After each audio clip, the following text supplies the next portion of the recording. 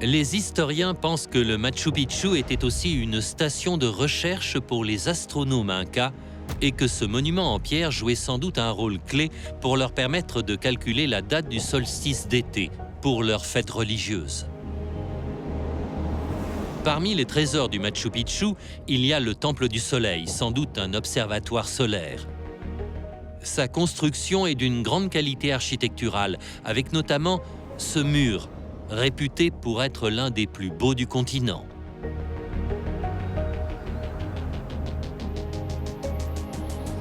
Pour mieux comprendre la construction du Temple du Soleil, je retrouve Stella Nair, spécialiste de l'architecture inca.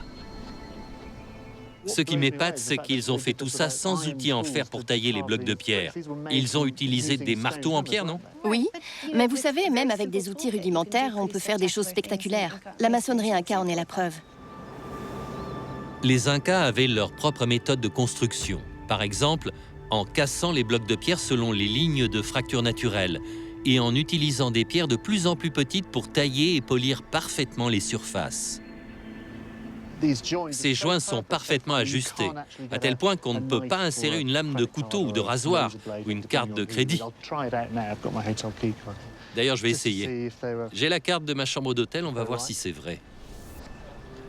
Regardez, c'est impossible. C'est parfait. Il faut se rappeler qu'ils n'utilisaient pas de mortier et ces pierres sont juste posées les unes sur les autres. C'est de la maçonnerie en liaison. Les Incas alignaient parfaitement les blocs pour qu'ils restent en place sans être solidarisés par du mortier. Et ils ne connaissaient pas la roue pour le transport des matériaux. Steve a trouvé la trace de la technique employée. C'était très difficile de déplacer des blocs de roche aussi gros, mais ils avaient trouvé comment faire, et juste ici, on peut encore le voir.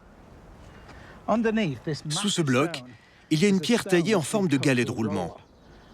Quand il fallait déplacer le bloc latéralement, ils le soulevaient, polissaient le dessous parfaitement, mettaient les cylindres en dessous et il n'y avait plus qu'à pousser. Les Incas avaient plusieurs techniques pour agencer les blocs et ne reculaient devant rien pour construire des édifices dignes de l'empereur.